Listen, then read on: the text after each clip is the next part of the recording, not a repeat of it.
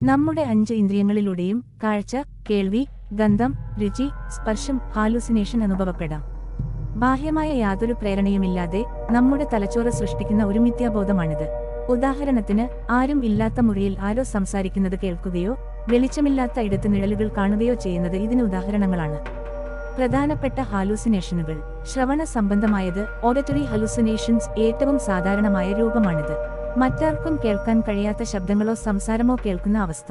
ചിലപ്പോൾ ഇത് ഒരാളുടെ പേര് വിളിക്കുന്നത് പോലെയോ അല്ലെങ്കിൽ നിർദ്ദേശങ്ങൾ നൽകുന്നത് പോലെയോ ആയിരിക്കാം.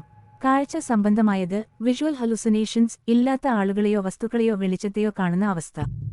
ഗന്ധം സംബന്ധമായത് ഓൾഫാക്ടറി ഹലൂസിനേഷൻസ് പരിസരത്തില്ലാത്ത ഗന്ധങ്ങൾ, പലപ്പോഴും മോശം ഗന്ധം അനുഭവപ്പെടുക.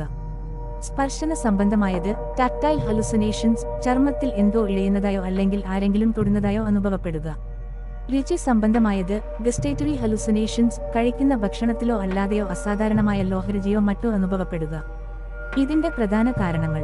ഹാലൂസിനേഷൻ എന്നത് ഒരു രോഗമല്ല, മറിച്ച് പലതരം ശാരീരിക മാനസിക പ്രശ്നങ്ങളുടെ ഒരു ലക്ഷണമാണ്.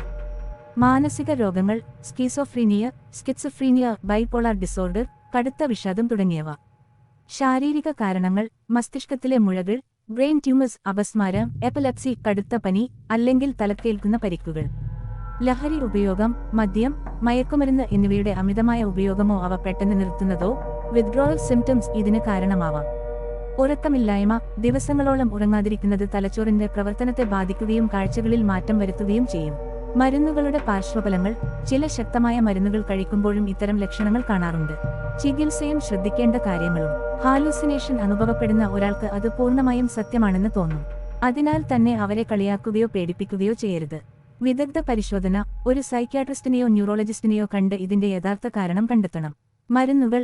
ആന്റിസൈക്കോട്ടിക് മരുന്നുകൾ ഉപയോഗിച്ച് ഇത് നിയന്ത്രിക്കാൻ സാധിക്കും. കൗൺസിലിംഗ്.